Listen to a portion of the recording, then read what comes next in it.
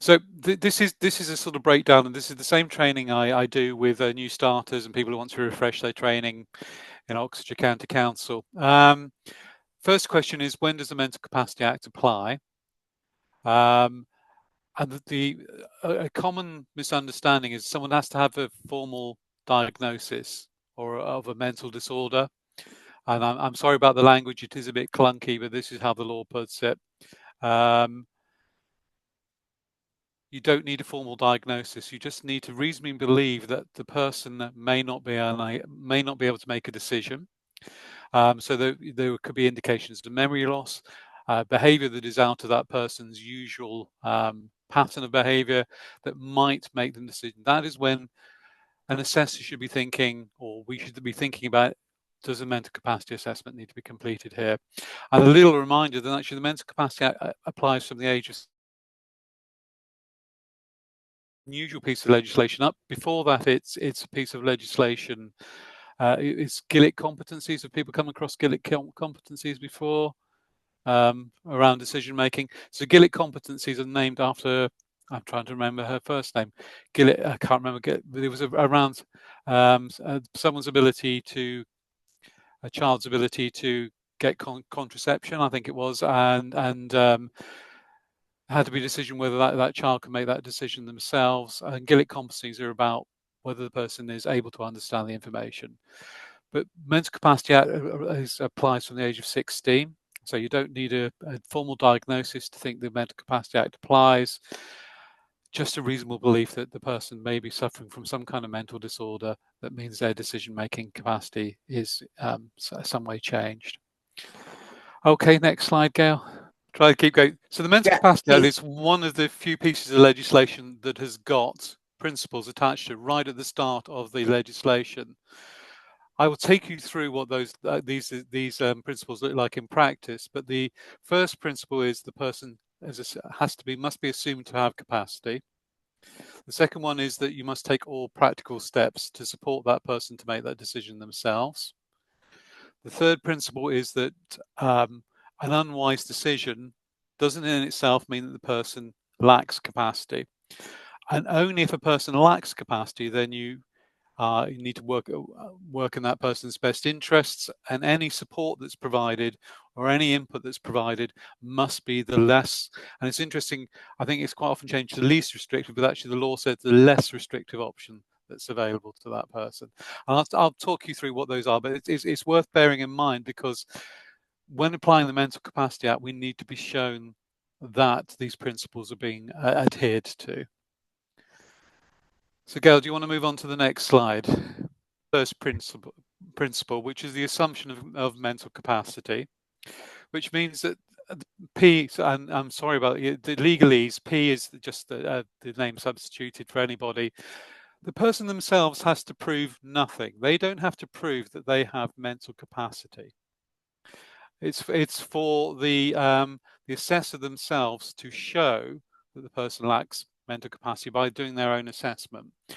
But the standard to show that the person lacks capacity is on the balance of probabilities. It's more likely than not that the person has or hasn't got mental capacity. It's very, very rare that you get mental capacity assessments where the sort of decision is 51-49, but it could be that close. I've worked on some very complicated assessments, but usually it is very clear. And I think Alex Rutkeen, who's a leading barrister in this area, is saying that 85% of mental capacity assessments are reasonably straightforward, that you will know whether that person can or can't make the decision. What we have seen through case law, though, is that you cannot use the assumption of capacity as a reason not to assess.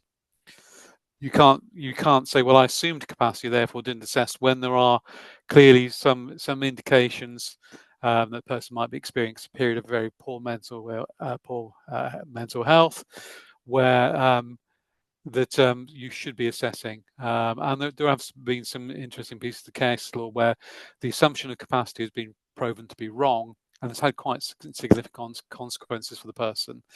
So the assumption of capacity is not a reason not to assess, but it's a balance of probabilities decision where the assessor has to show sufficient evidence that the person lacks mental capacity.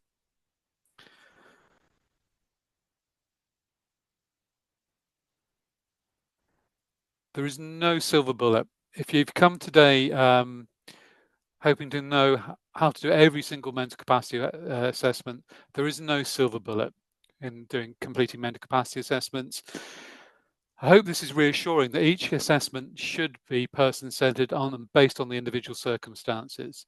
There is no two mental capacity assessments that will ever look exactly the same. There's a framework to support assessors in completing those assessments, and there's enough learning over the years of the Mental Capacity Act to understand that there are particular areas and particular things that the assessor should be asking about, but no two mental capacity assessments should ever look exactly the same. So just to say that there is, and I think people find when working with the Mental Capacity Act, that's one of the most difficult things, is there is no one single way of conducting a mental capacity assessment. And one of the things we say when we're talking to the adult social care workers within the team is, what's really, really important in getting this right is preparation.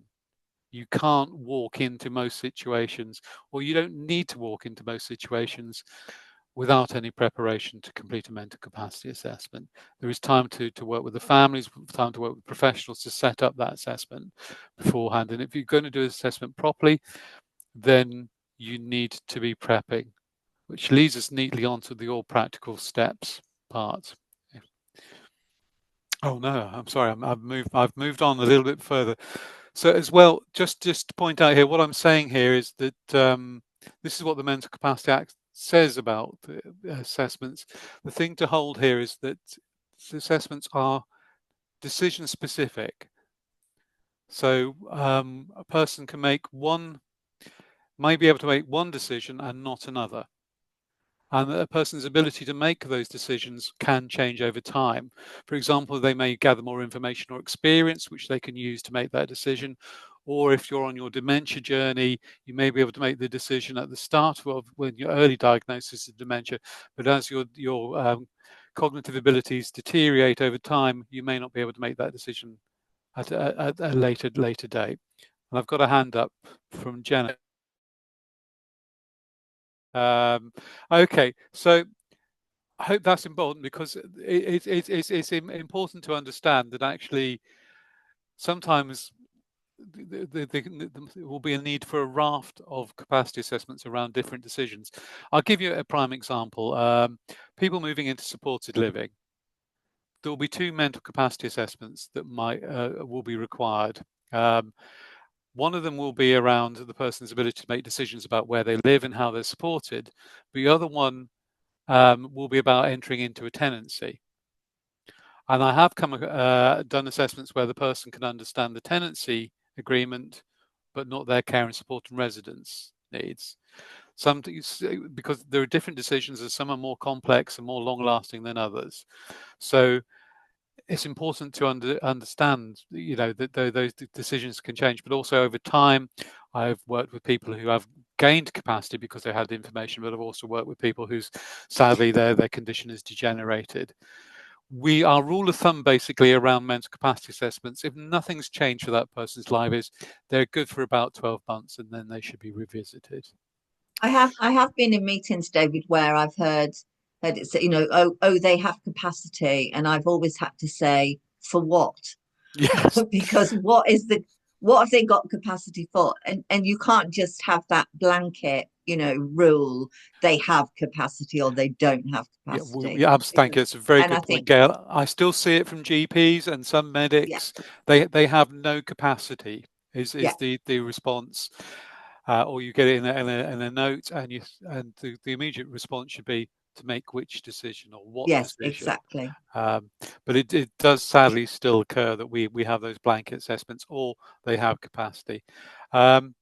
And just this will come up a little bit later on, but we do need to link that back, that they can't make the decision because they have an impairment or disturbance of functioning of mind or brain. And this is when I usually throw it out to the audience and say, just to make sure you're still with me, can you give me some examples of impairments or disturbances in the functioning of the mind or the brain, just to make sure you're still awake? And everyone's gone very shy. I think not being able to get a PowerPoint working on Zoom. Yes. Learning disability, autism, dementia, acquired brain injury, enduring mental ill health are all examples and common examples of an impairment or disturbance of functioning of the mind or the brain. Yes, being intoxicated is a really interesting one. Because it's a temporary thing, or can be a temporary thing. I don't want to go down the alcohol route at the moment because that's a whole different conversation. I think there was a discussion, David, around during COVID times that, when people are really poorly, do they have the ability to make decisions? And if you're feeling unwell, are you, so it is, but it is recognizing that that's, isn't it? It can be. I mean, I think if you're going hyper or hypo with diabetes, that could be a time. I know when I'm very hangry, I'm not. I don't necessarily function. So there is an element of actually looking at the nature of that, whether it's temporary or permanent as well. Urinary tract infections, they're common. Oh, absolutely. Absolutely being mistaken for dementia. Yeah. And in those kind of situations, we would wait for the treatment to be completed before we looked at doing an assessment. But yes, it is worth bearing in mind. Okay, can we go on to the next slide?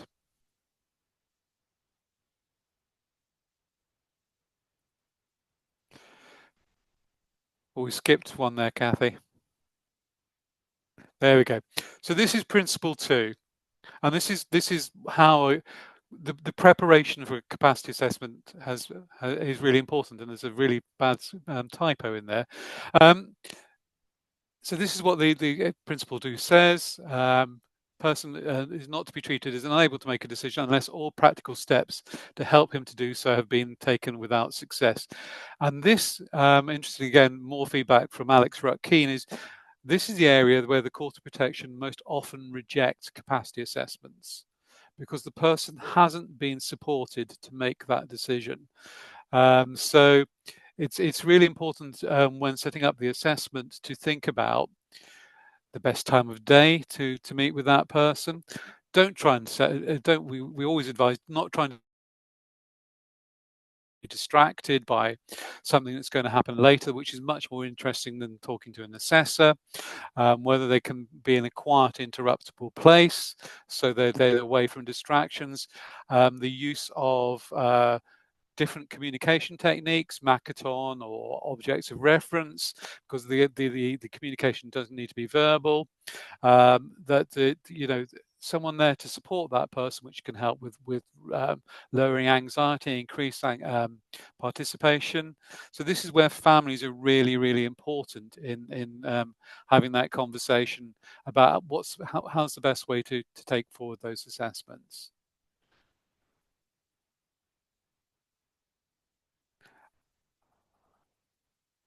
And I should say there's also something about allowing processing time. But also, sometimes with capacity assessments, you will need to come back on more than one occasion to complete that assessment. I've had to do that on a number of occasions where the person's become very anxious or their attention span is only 10, 15 minutes, and anything more than that it is very distressing. So sometimes the capacity assessment may need to be completed over a number of different sessions rather than a one-off. This is actually the mental capacity assessment. It's a two-part test. So there's that diagnosis again, the impairment of disturbance that affects the way the mind or brain works. So that's the diagnostic part. I've deliberately changed what's in the code of practice because actually there was a piece of case law a few years ago which changes around, and we should be focusing on the functional part of the assessment. The part of actually testing whether that can make the decision, and not get hung up too much at this point on the diagnosis. The two need to be joined together later, but again, coming back to that first slide, there is this issue around reasonable belief. We don't need a formal diagnosis to actually go into the assessment. So the functional part of the assessment is understand, use and weigh, retain and communicate, which my memory is, well, when I was taught this is Uncle wears a red cap. But I actually think understand, use, and this is how it's set out in the mental capacity assessment, and I'll take you through what that looks like in a little bit more detail. So, Kathy, could you move us on to the next slide? Are we on the right slide, David? Yeah, we need to move on to the next one now, though, because I'm going to go in a bit more detail of what those. So, understanding and retaining. This is what it looks like. So in simplest terms, understanding, can you hold a conversation with the person about the subject matter you're discussing? So most commonly I do care and support and residence conversations. So when I'm asking the person, David supports you on a Wednesday afternoon, your medication, do you know where your medication is? Do you know what it's for? And they can follow that conversation, then they can probably understand the conversation. If the person provides no response, either verbally, non-verbally, or signing, or they talk about a matter that is completely tangential to the conversation, and I still remember talking to a woman with dementia many years ago, and I was trying to talk to her about care and support arrangements, but she wanted to talk about the old man sitting on the compost heap on a mattress. And despite my best attempts to bring her back to talking about, and breaking it down into the support she received and the specifics, she could only move back to talking about the man on the mattress on the compost heap. It's reasonable in those situations where the person cannot engage with the conversation or is tangential, and you've tried your best attempts to communicate with them, that they don't understand the matter at hand and they don't understand they don't understand in terms of mental capacity. However, someone can confirm that, yes, David supports me when I go on a Wednesday, my medication is in a cabinet over there, those kind of things, then they probably do understand the matter. The next part of the capacity assessment is retain. So retain is an interesting bit because this is how it's actually termed within the Mental Capacity Act. The information long enough for P, the person, to be able to make the relevant decision at the material time. What on earth does that mean? So examples again from my own practice. Does the person provide consistent answers? I did an assessment a few years ago where I reflected the answers back to the person, and the person said, no, I didn't say that. I don't remember. 15-20 minutes of starting the assessment, the person could not remember what they'd said to me and were consistent in not being able to remember what they said to me. It's reasonable in that kind of situation to think the person can't retain the information. I interviewed a man with an acquired brain injury. He told me quite clearly, David, in 5-10 minutes after you've got up from this table, I will entirely forget our conversation and I've forgotten your name. It's reasonable in those situations to say that that person can't hold on to the information long enough. And this is where it gets complicated, because the decision at the material time, the more impactful the decision, the longer you need to be able to make that decision. So there's a difference between making a decision regarding what you're having for breakfast, whether it's cornflakes or Weetabix or porridge, which is a very short-term, low-impact decision, against deciding where you're going to live and how you're going to be supported, which could be a lifetime decision that you need to be able to make at all times. So the retention is not as simple as instantaneous. It's about whether that person can make that decision, if it's a long-term, impactful decision, again and again. So retention is about basically being able to remember that information and being able to move it and use that information again. Okay. Next slide, please. Using and weigh. Oh, we've skipped on one, Kathy. Using and weighing is the probably the bit that's the most difficult part of the assessment, because this is about the person being able to think the risks and consequences associated with the decision. So the kind of questions we ask around is why the support's here, what might happen if the support wasn't there, if the person's already in services, or thinking through the consequences and associated with that decision. There are particular conditions that people can give you the answer which is reasonable, but then don't enact that decision. It's called executive functioning. But this is about using and weighing, and we're very mindful of learned answers. One of the most common answers we get is that person, well, the support is there to keep me safe. I encourage assessors to then ask, safe from what? What might happen? So there's that ability to think through, I know what might happen. And I think it breaks it down into three parts. And it's the person that's able to identify a hazard.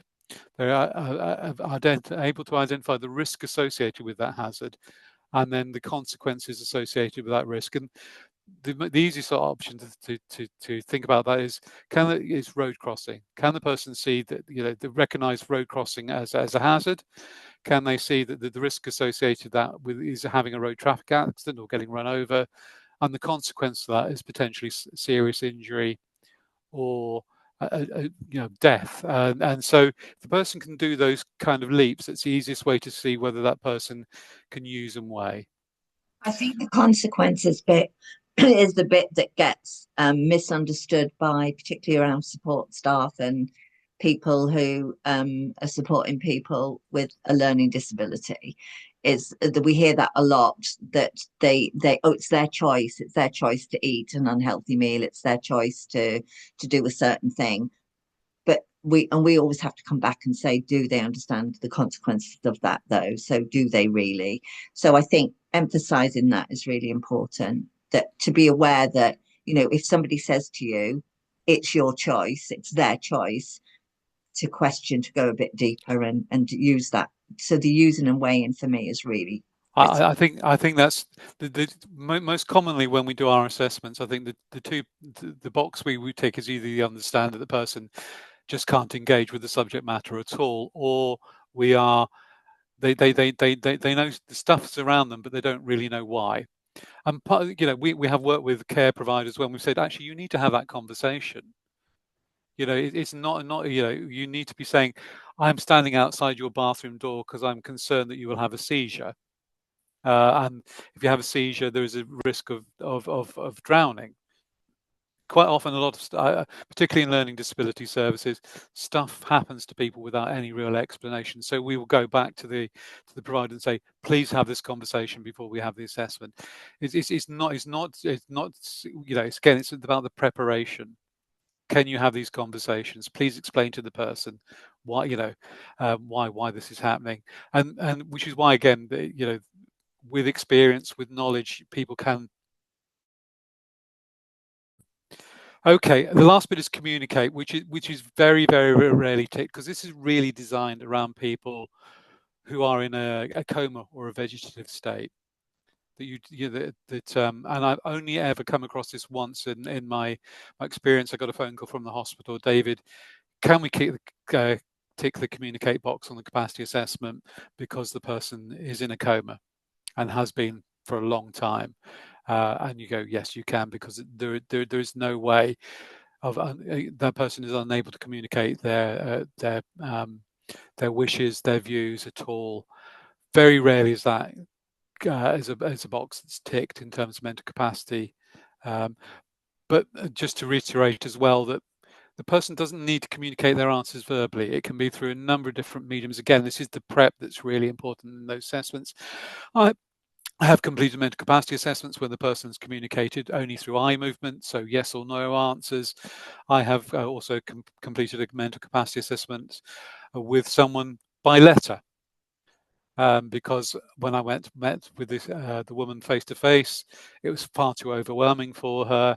But the evidence that was given to me by the care provider was actually this person is much more able than that, but the anxiety takes over so greatly. So we completed the assessment with the assistance of the care provider and putting that into easy read language. I gave the kind of questions, they translated into something more accessible for the person, and we completed the assessment by letter. So it's not just verbal responses, it's about being person-centered. It's about working with people to know that person well to complete that assessment.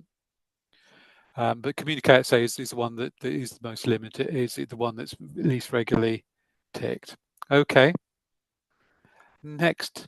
So, what does the person know? This is a picture of the Clapham omnibus. Well, it's a Clapham omnibus.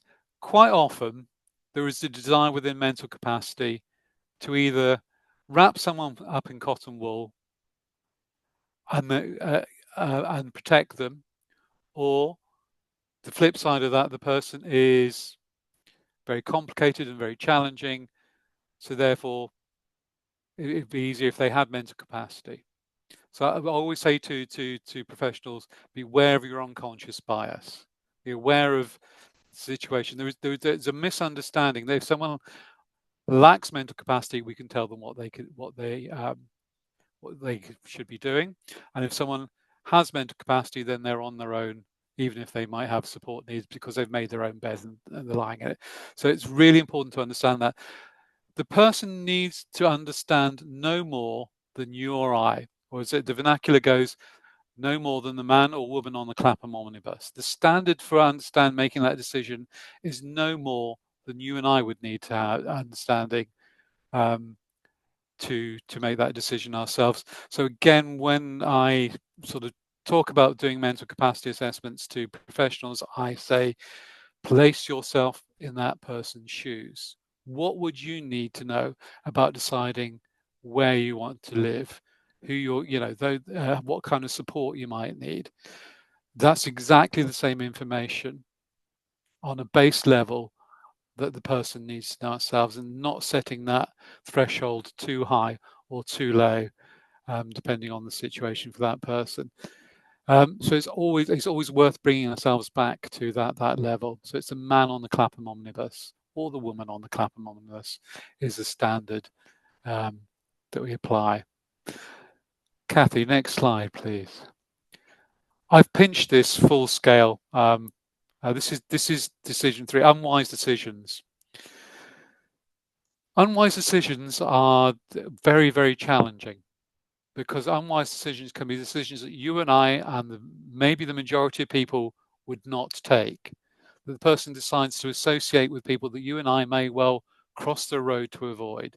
They may indulge in activities or behaviors that you and I would think are very odd. I always remember Rachel Griffiths, who used to be the mental capacity lead in Oxfordshire County Council, talking about the fact that she'd been married 3 times. Does that mean that she lacks capacity because she hasn't learned, or is it just an unwise decision to get married for the 3rd time? It's that kind of, but it's very, very interesting area, unwise decision making. It doesn't mean we don't have a duty of care to that person to try and support them, but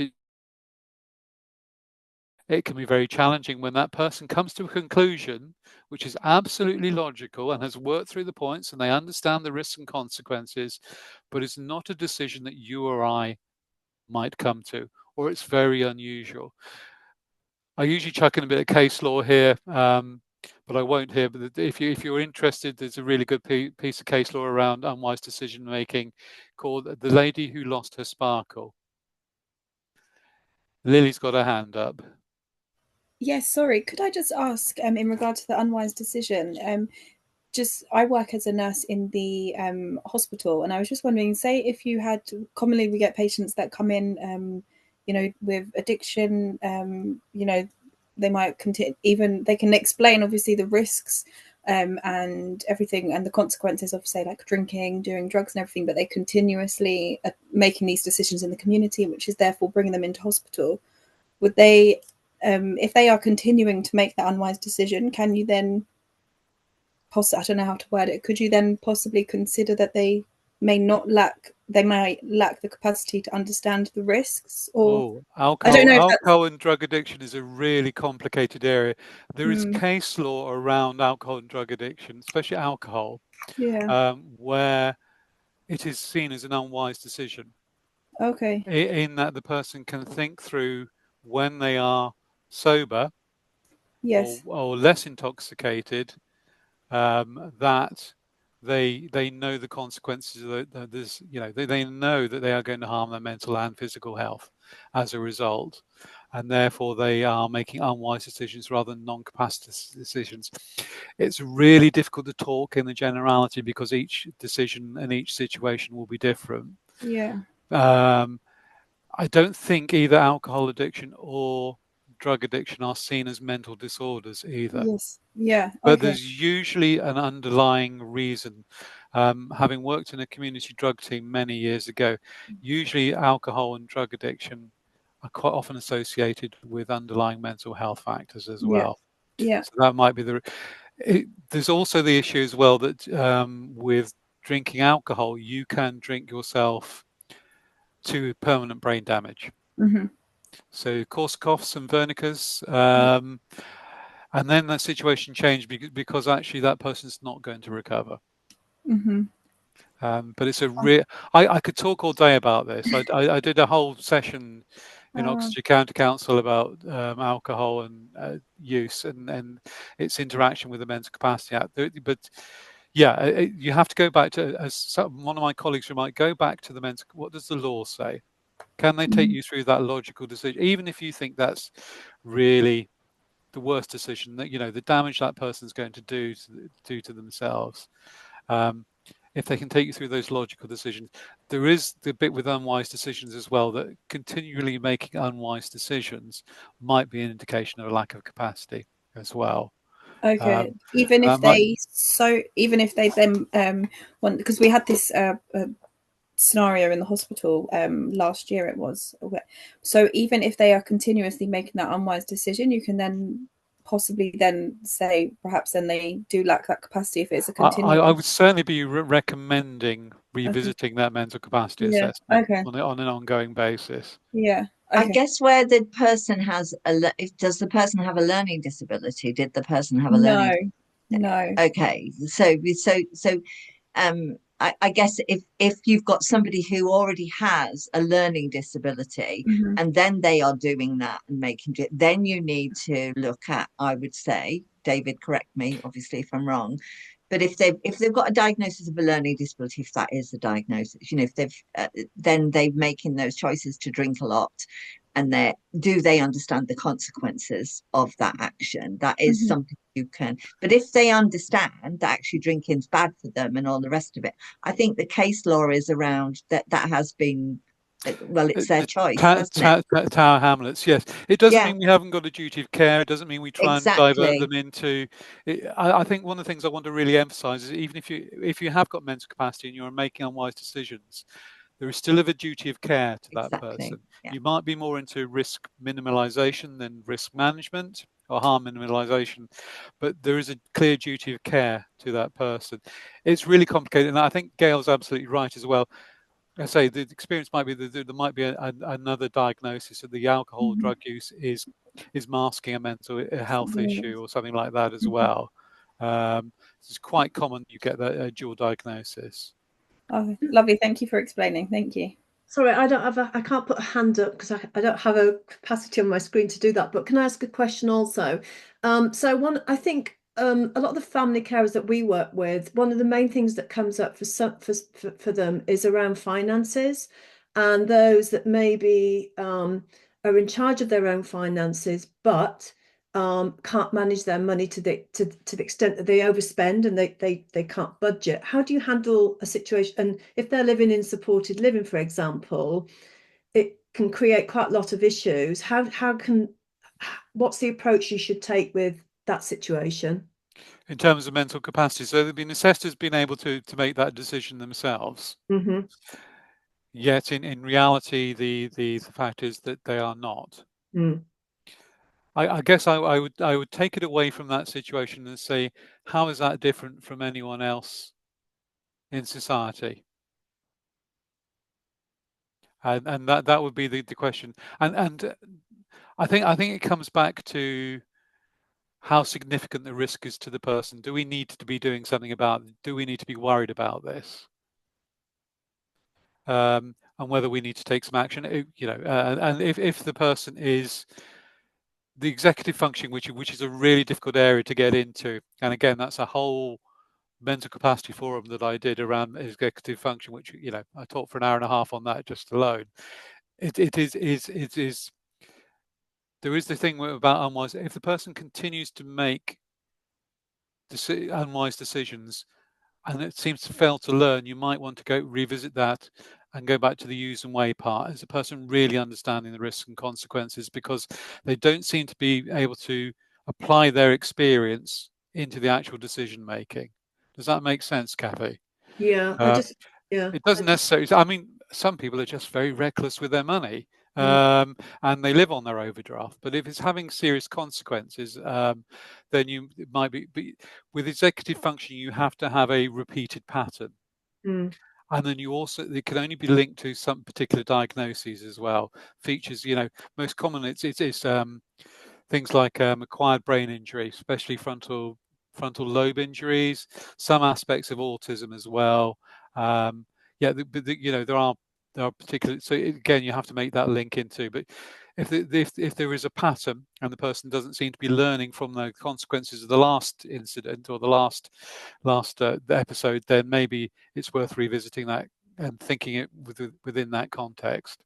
And then would you, if it was they were in a supported living environment where they were being supported, would it be the support provider who would then probably do a best interest meeting, maybe get everybody involved? Would that be the process? That's what I would expect, Kathy. Yes, yeah. Absolutely.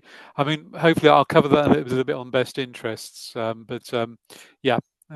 So unwise decisions are really complicated, and actually they're one of the most risky areas talking in mental capacity, where someone seems to be on a course which is going to do them harm, or there's risky consequences associated with it, but they know that.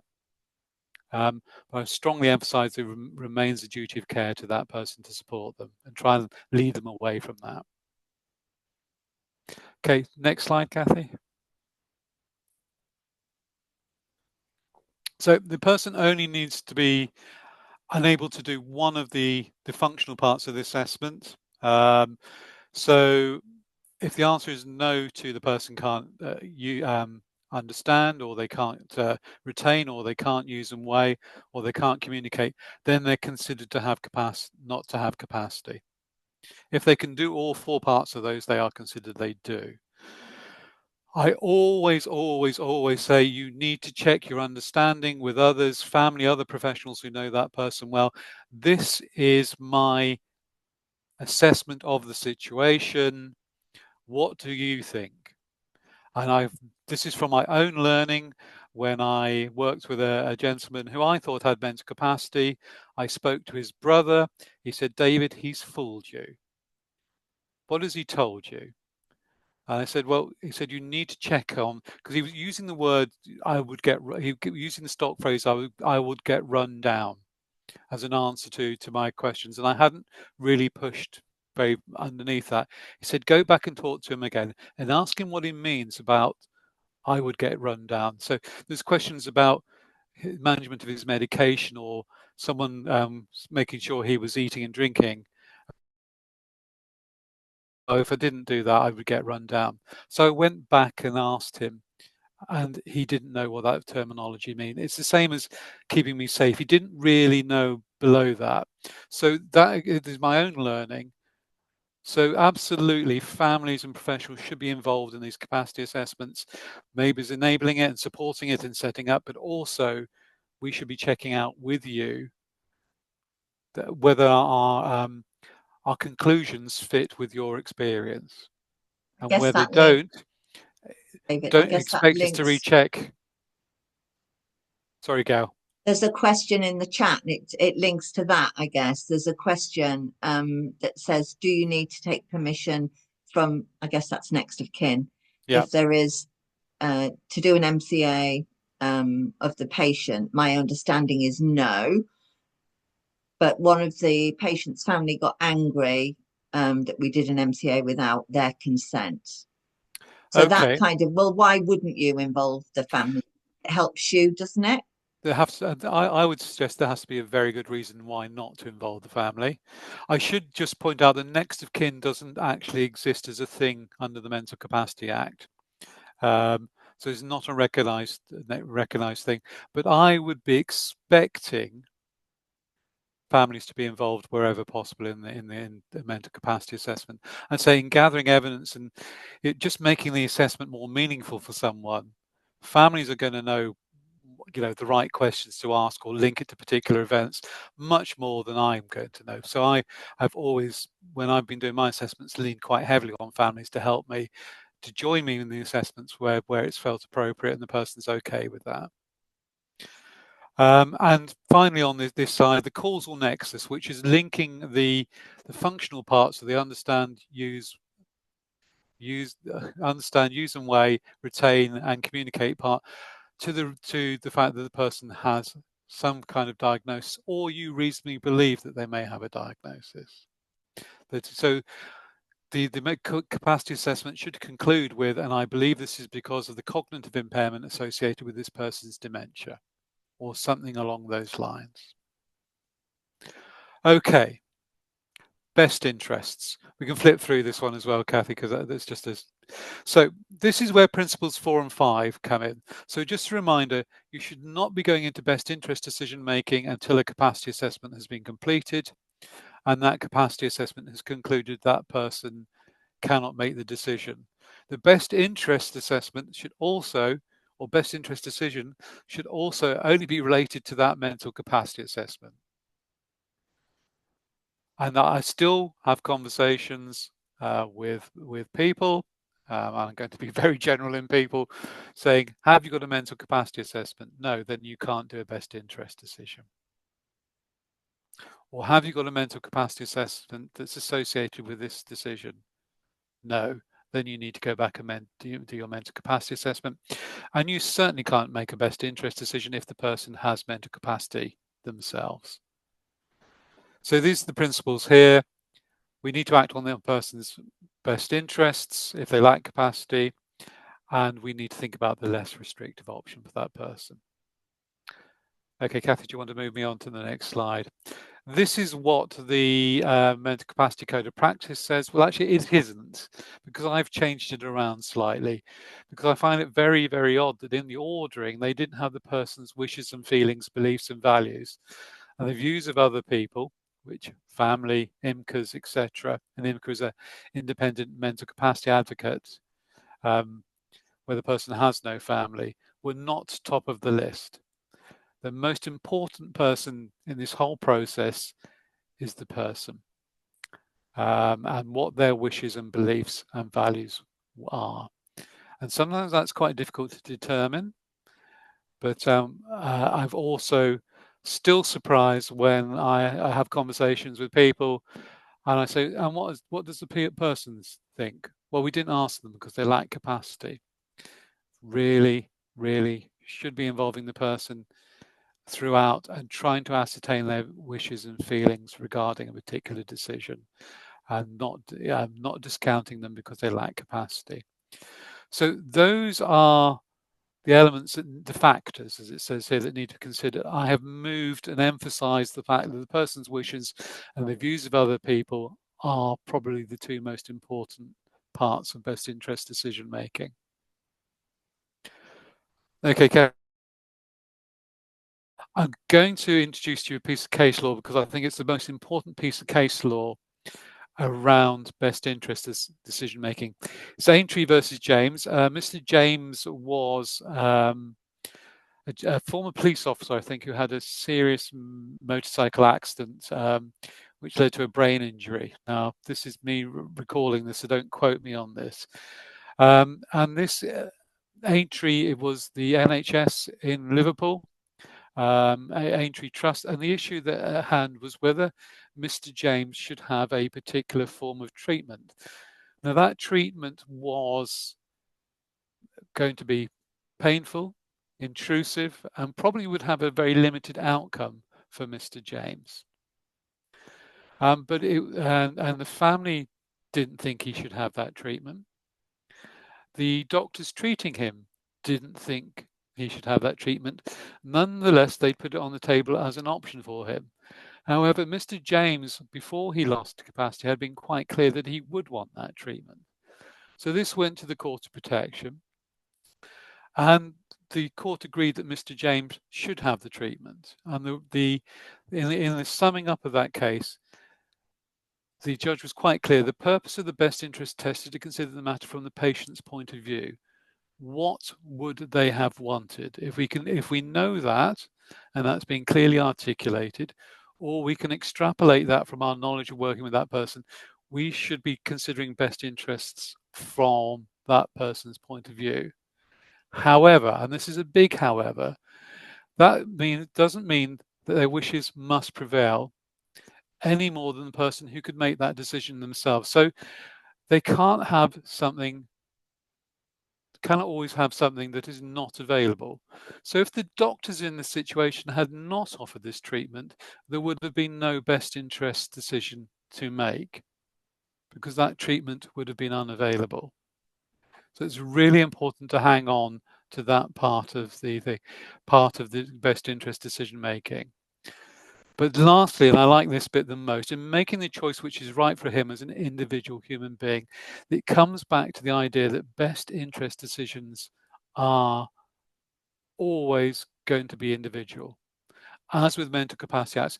And that can be one of the things that people find most difficult about working with the Mental Capacity Act and best interest decision making is there is no one way of doing it. Every decision should be made on a person-centered, individualized basis. So hopefully that makes sense. So we must consider from the best interest from the person's point of view. But just because they want something that is not, they can't have it if it's not available. And this obviously is going to have knock-on effects to Care Act assessments and how the Care Act interacts with the mental capacity assessments and best interest decisions. Okay. So if Mr. James's family had wanted to challenge that assessment, the best interest decision, they couldn't have challenged it. They couldn't have challenged it on the grounds that we think it's in his best interest to have this treatment. They would have had to challenge it on the grounds, if the doctors hadn't offered the treatment, they would have to challenge it. We disagree with what the doctor said. It's not a best interest decision. It's a challenge to the medical assessment. I hope that's clear, because I kind of fudged that a little bit. Okay, so I think that's the most important piece of case law, and I bring it up because I think it's very nicely worded, but it gives those principles there. Okay, Kathy, do you want me to move on? So, David, we have another question there before you move on. On the question of consent for the mental capacity assessment for a young person, what happens if one of the parents who still retains parental responsibility disagrees with the other parent who is the main carer about decision to establish a power of attorney, for example? Gosh. Yeah. That I think that's a matter for the court. Yeah. Because LPA decision making, I'll talk about LPA and deputy, but I'll try and answer. I think those are the kind of decisions that would be escalated to the court to make that decision. So one of the things when you're appointing a deputy or a lasting power of attorney, interested parties need to be notified that is going forward, and at that point the person can raise their objection to that person's appointment, and the court or the Office of Public Guardian will then consider that. But if they're applying for power of attorney, then presumably the person has capacity anyway. Really, so power of attorney is made in advance, so the person can decide who could be their representative. Thank you. Okay, so how do we make best interest decisions? One of the most important things to grasp on is, do we need to make that decision now? Is that person going to gain mental capacity, or is the situation, are things going to change for that person? Do we need to act now? First thing is, hold on, think about this. Do we actually need to go into a formal best interest decision making at this point. Some things sometimes yes, sometimes no. If there's immediate plan to move on, yes, you do. But if that, thinking about treatment or urinary tract infections, Gail, we were talking about, is that person with treatment going to recover mental capacity? Do we need to make a best interest decision for that person now? So sometimes it's a temporary situation, or sometimes different things are going to come along if we just wait for a week. And so it's the first question is, do we need to wait? It is a balanced sheet approach to doing this. The pros and cons of the options are on the table. And it's about thinking about the risks, the necessity to do something, the management of the risk, and the proportionality of managing those risks as well. But sometimes there are not all factors are the same. So sometimes there is a magnetic factor, something that person's been quite clear throughout their life or their particular preference. Quite often it's, I would like to remain in my own home for as long as possible. I don't want to move away from my family, and those need to be considered. And again, thinking through risks and benefits. Sometimes a more risky decision is actually more in that person's best interest. Can we mitigate those risks? Are we being overly protective in this situation? And I think there's sometimes a desire to wrap some up in cotton wool or have all risks mitigated, when sometimes that's neither desirable for the person or not in line with their risk. And also short-term decision making, is that going to have a long-term detrimental effect? If we act now, what are the consequences in the long term for that person? Can we actually hold this situation until a better long-term? Is that a better option for that person? So it is, and your experience of best interest decision making should be going through this process, and families, the person, other interested professionals should be involved in those best interest decisions. Okay. Then this is where we get on to lasting power of attorney. You don't need so most best interest decisions are made in a collaborative form. Vast majority are informally best interest meetings or decisions. You don't need a formal sit-down meeting for most best interest decisions. You can do this by the person who's collecting the evidence should be able to come and canvass your decision by a phone call, or if you're visiting your loved one. What do you think? This is what we're thinking of doing. Sometimes the decisions are more controversial, and that's when you might want to go to a formal meeting. But it should be done collaboratively, and it should absolutely, everyone should be involved, including the person being at the centre of that. For people who have a deputy or a lasting power of attorney, especially for health and welfare, care decisions are made by that person. That person is the decision maker. So you don't need a best interest decision at that time. And hopefully, if you've got more than one deputy or attorney, then you can agree with that. But you don't need a best interest decision where a meeting or discussion where the person holds as a deputy or LPA. However, there are disputes. Some people don't agree. The best interests situation is not what the person wants, and the person is articulating very clearly, I don't want that. Or the family professionals can't reach agreement. There will be expectation to be some mitigation, some work around conciliation, trying to work through different options. But ultimately, where a decision can't be agreed, it should be escalated to the Court of Protection, who have the authority to make that decision. Clear, best interest decisions are not a majority decision. They need to be agreed unilaterally. Unanimously, not unilaterally. Unilaterally is the complete opposite of unanimously. Everyone needs to agree the way forward. And if we can't agree with the way forward, we need to be looking at other options or looking at ways of trying to reach agreement. So where there is disagreement, that is a situation. It has to be a unanimous decision around what's the best way forward. Where there is objection, where there is disagreement, there needs to be work to try and iron out or work through those wrinkles, look at other options. But ultimately, if they can't reach agreement, then the Court of Protection is there to make that decision.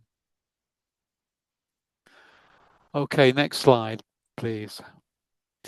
Just to confirm, deputyship and lasting power of attorney, there are two areas: health and welfare, property and affairs. Health and welfare, think care; property and affairs, think finances. And the difference between, and the next slide, Kathy, I just printed that one. Lasting power of attorney, you make in advance. The person has mental capacity. They nominate an individual or individuals to act on their behalf if they should lose capacity. I am LPA with my brother for my mum. She still has mental capacity, but she's made the decision, should she lose capacity in the future, that my brother and I will manage her finances on her behalf. Deputyship is for people who lack capacity to nominate, but it works on the same principle, and can be held by one or number of persons. Say for me, I share LPA with my brother.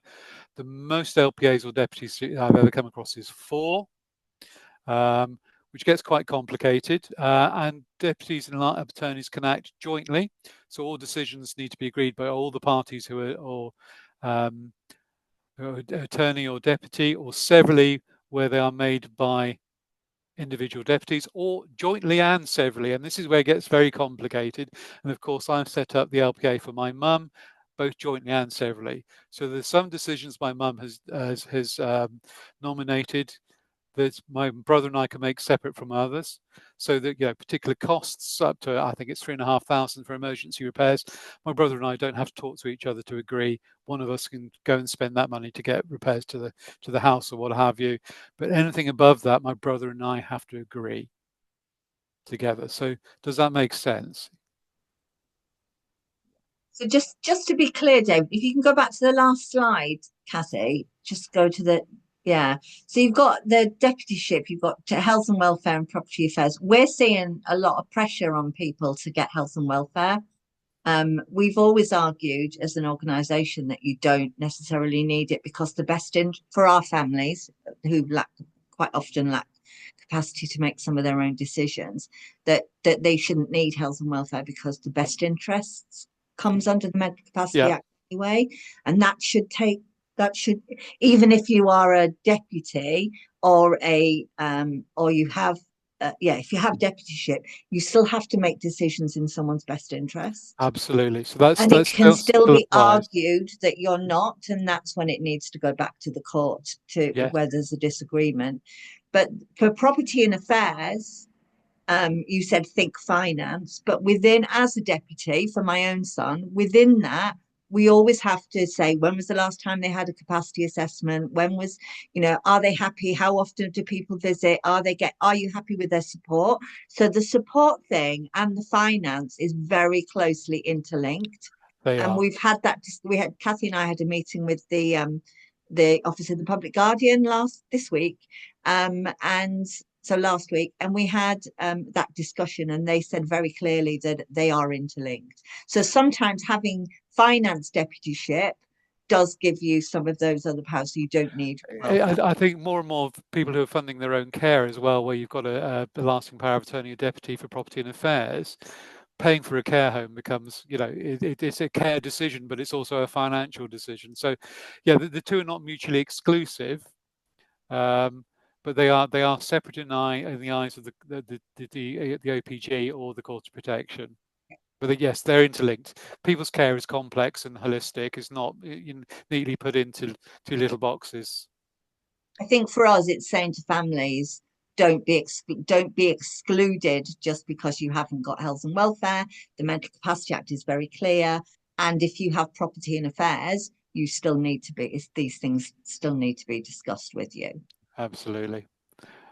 Can I ask a question also? Sorry, David. So I think you alluded to earlier that you said that everybody has a review every year. Is that right?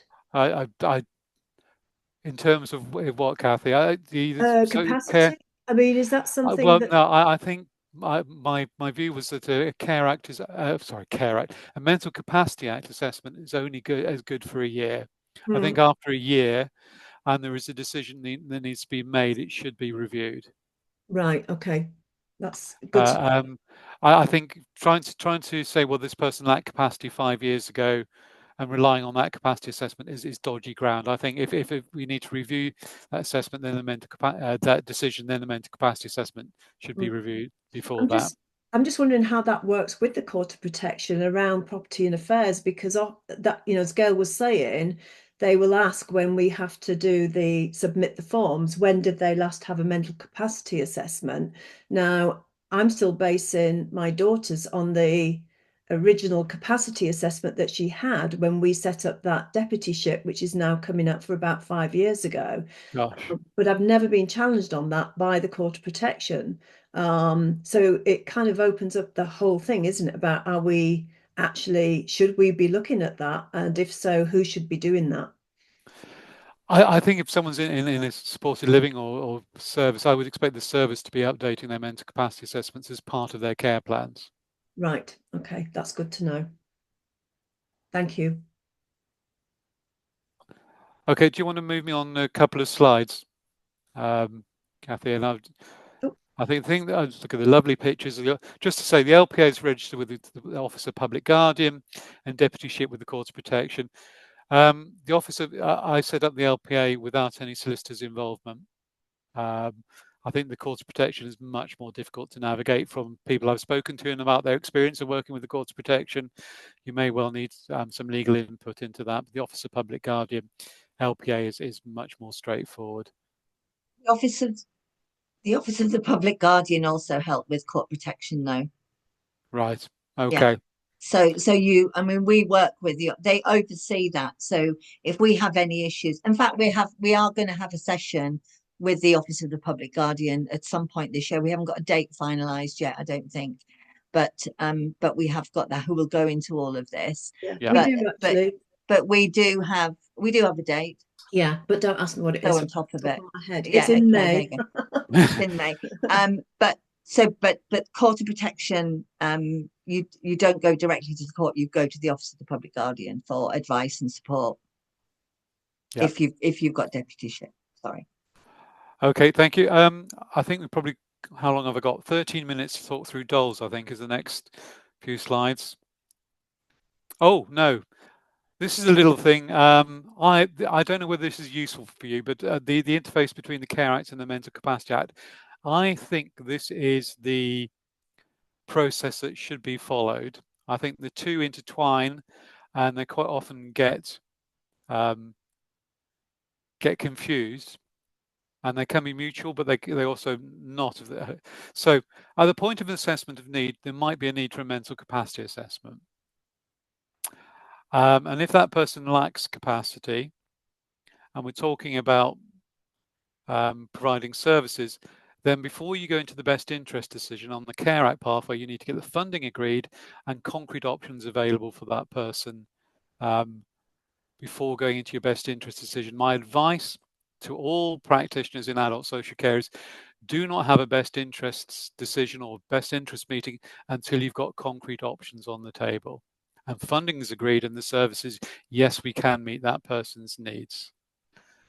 Once that best interest decision is made and there's agreement that this is the service A is the best service for this person in the best interest, that's when you finalize the care plan. I think it's coming back to the idea that going back to Aintree versus James, you have to have concrete options to choose from.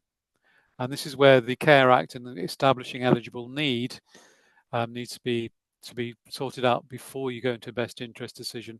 So if you're unhappy about the options that are on the table for that person, that's not a best interest decision. That's probably a challenge to the Care Act assessment. Does that make sense? I've tried to simplify. This is how my brain works. I like to sort of try and simplify it as much as possible, but I think it's the idea that best interests decisions should only be made when there's something clear on the table for you to choose from. It shouldn't, well, it's in best interest to go into supported living. It should be going, well, supported living, service A and service B. Let's weigh up the pros and cons of those services. And we've definitely got funding in place, and they can definitely offer meet that person's needs. Not sort of more nebulous idea. Well, it could be supported living, it could be residential care, that kind of thing. It needs to be concrete options to consider. Okay, Kath, do you want to move me on? I'll move on from that one because I think I've laboured that as enough. So, deprivation of liberty safeguards, DOLS. Just to remind you, this is about Article 5 of the Human Rights Act, the right to liberty and security. And a breach of this human right requires a legal authorization, either through the Courts of Protection or the local authority supervisory body, so that person can challenge that breach of their human rights if necessary. I think I've got a question in the.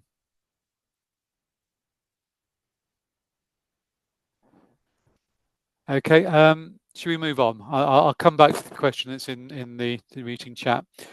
This is what a deprivation of liberty care. That's the piece of case law, Cheshire West, which kind of finally gave us a clear understanding of what deprivation of liberty looks like, and it's called the acid test.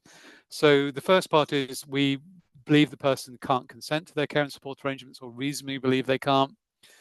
The person is subject to continuous supervision and control. 24-hour care is a really sort of clear example of that. We know where that person is or expect them to be in a particular place. They're supported with their activities of daily living, either directly or prompted to do that. The person is not free to leave. The person couldn't discharge themselves from that situation. If they tried to leave, a member of staff might go with them, or there's a locked door which they can't open on their own. Or the ultimate test is if they left the property and didn't come back, the police would be called and they were seen as a missing person, with the expectation that the person would be brought back to that accommodation.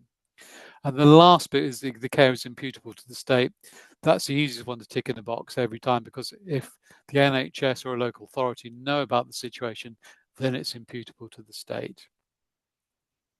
So I've rather rushed through that. Is that okay? Okay, so the next slide. What is not important at this point is whether the person is complying or not complying, or they're objecting or not objecting to that care. That's part of the best interests assessment for DOL or DOLs. Whether that placement is the usual level of care for someone with that level of need, and why that person is living where they are or being supported in that way. Okay, and the next slide. Oh, you may have heard of the liberty protection safeguards. This is my rather laboured metaphor for liberty protection safeguards. I can't see them happening in the foreseeable future, which is why the can's being kicked down the road into the long grass, which I know is a double metaphor for this. The Labour Party didn't support this in the liberty protection safeguards in 2019-2024 Parliament. I haven't seen any movement on changes to this, so it's being kicked in the long grass for the time being. I've deliberately sort of run through that very quickly. I'm sure there are questions, but I thought I'd run through that to give us 7 or 8 minutes for me to answer any questions that come up. So that's me. Thank you, David. So any questions from anyone? Okay, we've got one in the chat. Can you see that, David? I can. Oh.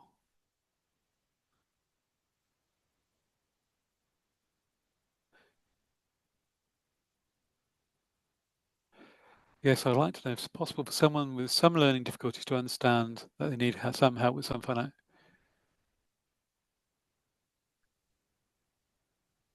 So I guess, Helen, that comes down to the idea of taking all practical steps to support that person to make the decision.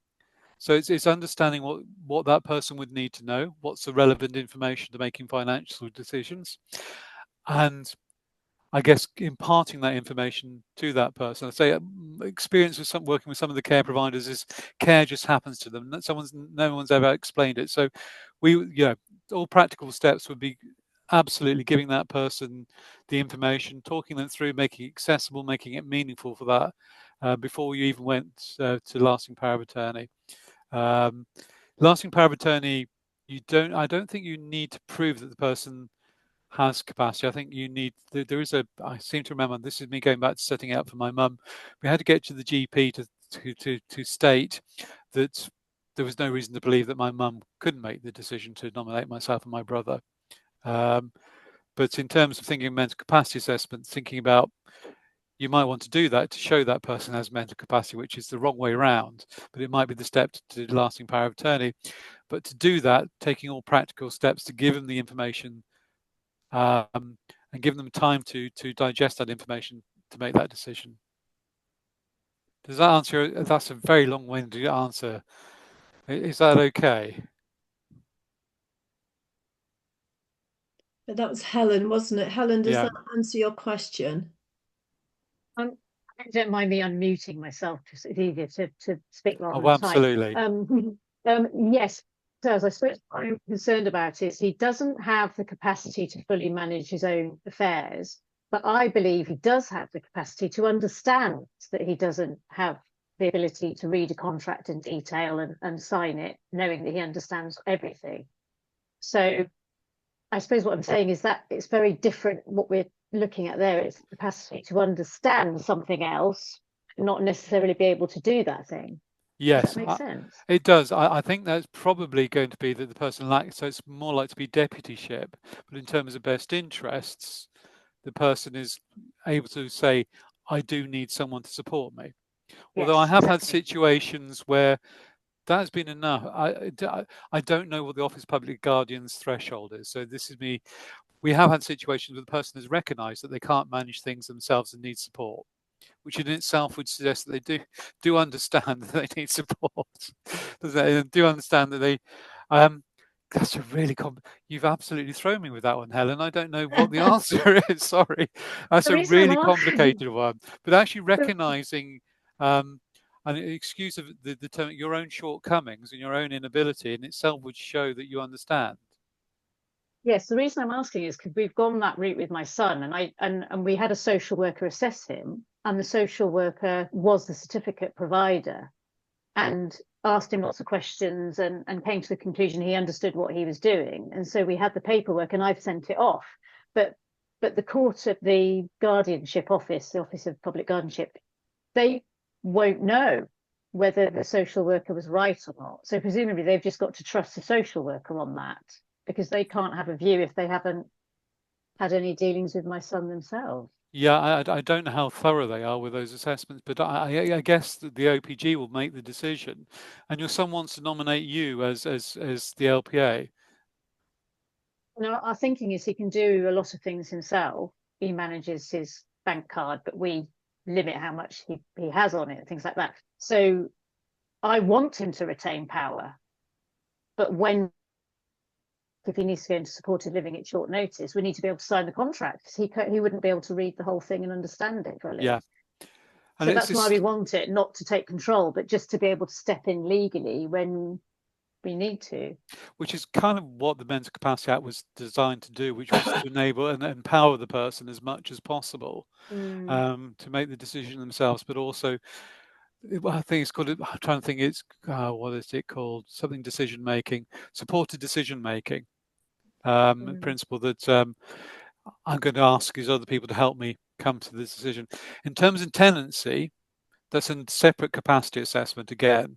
So the first thing would be to establish whether the person, your son, could make the decision themselves or not. So yeah, it gets really complicated, really complicated. And I have come across this before, but I think that sounds like the best route to go forward is your son understands that the more complex aspects of finance he can't do, but he understands he needs support. And by nominating you, that's probably the best outcome for everybody. What I don't understand is whether, I'm hoping this is relevant to everyone, I'm not taking up too much time, whether once we've got the lasting powers of attorney in place, does that mean, I think I'm right in saying it doesn't mean we can just make decisions when we want to, No. that we still have to do the mental capacity assessment, say for the rental agreement, and then we would be able to act if he was found to not have capacity. Absolutely, yes. Right, okay. Just like my mum, she has mental capacity at the moment. If the day, and let's hope it doesn't come, so where she lacks mental capacity, only then can I act in her role.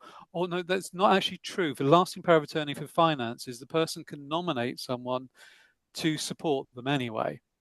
And this is where LPA becomes really complicated for finances. You can actually say, I'm going to give this person power to make these decisions on my behalf. Yes, and that's what we've opted for, because on the form there's two. It can come into effect when they lose capacity, or they can sign it over now. But we've done sign it over now because we already know that in some cases he doesn't. So I don't know. I suppose I've tried to do it in the right way. Yeah, I think that's the right route. I think that sounds like a good solution, Helen. And I think actually your son nominating you to make decisions for him when you need to is probably the best compromise solution you can get, because you're doing it with his permission, with his say. So it comes back to the idea of being person-centered. And I would say, it's probably not my place to say this, but for everyone else on the call, it's worth looking into those two differences, because the difference in cost is immense. This cost us 85. Well, I mean, in total will have cost us about £600-700. But we were told if we went down the court of protection with the same set of people, it would be £2,500 per one. So that's 5,000 in total. And then you get audited every year, and you have to pay for. I don't know about that, but I would advise people to look into it. I think where it's more clear cut, Helen, I think it's it's the court of protection. You probably don't need to go down a solicitor's route. You can literally, if there's not going to be, if you've got all the evidence and you can back up everything you're saying, and you can word it a certain way, and actually, in our experience, the Office of the Public Guardian are really, really helpful. If you go back to them and ask them questions, that's what they're there for. They're there to advise and support, and they are really helpful.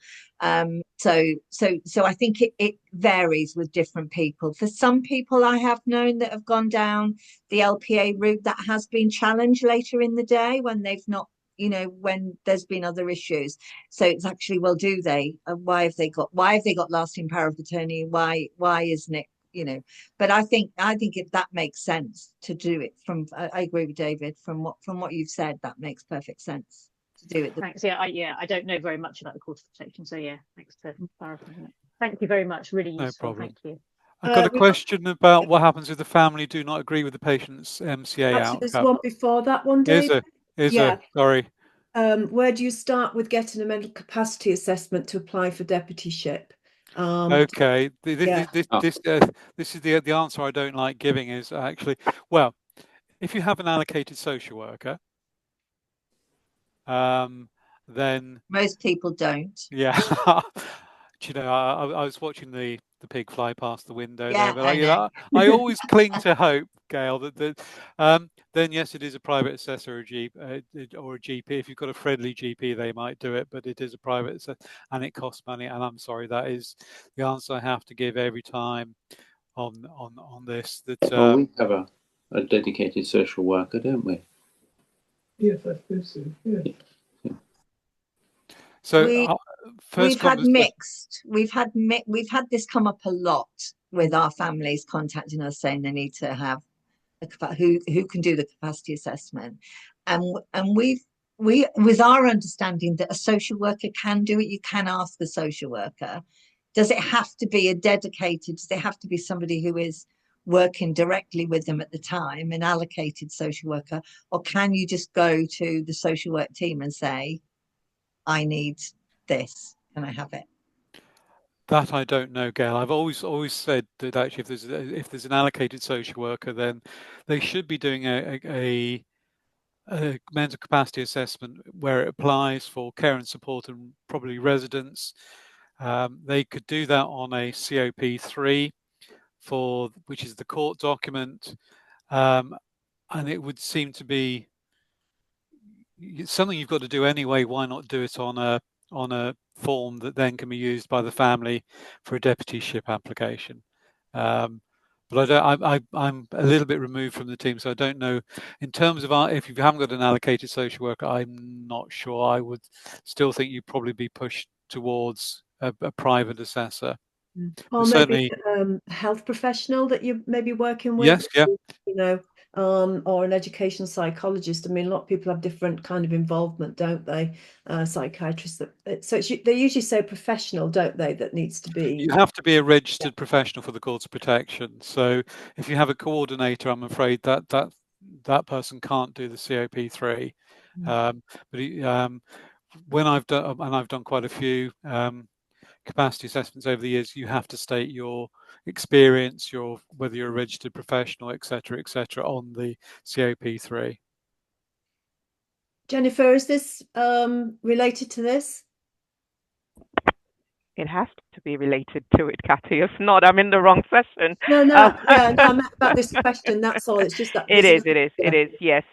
Just to help David, I'm a qualified social worker as well, and just to come on the question, usually if you are going through that route, yes, if there is a direct allocated social worker, then the social worker would do it. But if the person has a care and support need, or if they don't have an allocated social worker and you feel like they have a care and support need, then I would advise going through that route. Then you can actually get an allocated social worker that can actually help in supporting you with that, because there is a need there for you to be asking for the mental capacity assessment. That's what I wanted to chip in to that point.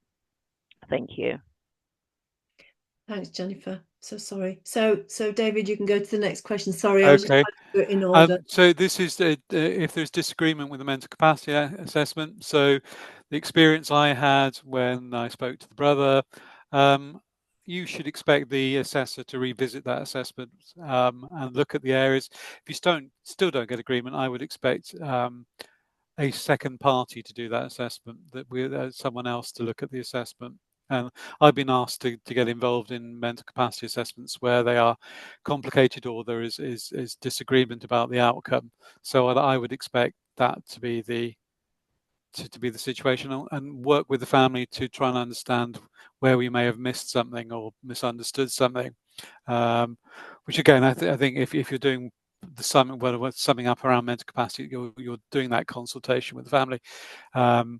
Yeah, that you should expect that, and the assessment to be re-looked at just in case something's been missed. Okay, there's a question from Andrew here about how do we start the process of a Mental Capacity Act assessment?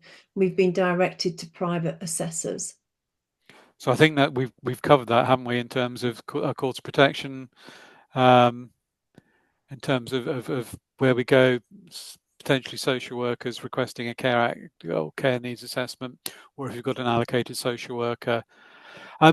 It's interesting you mentioned health professionals, Cathy. I think my experience in the NHS is many health professionals are quite reticent to complete mental capacity assessments, even though the Mental Capacity Act is now 18 years old and has been enacted for 16 years. It still seems to sit with a lot with social workers, and it shouldn't do. That's my own personal view.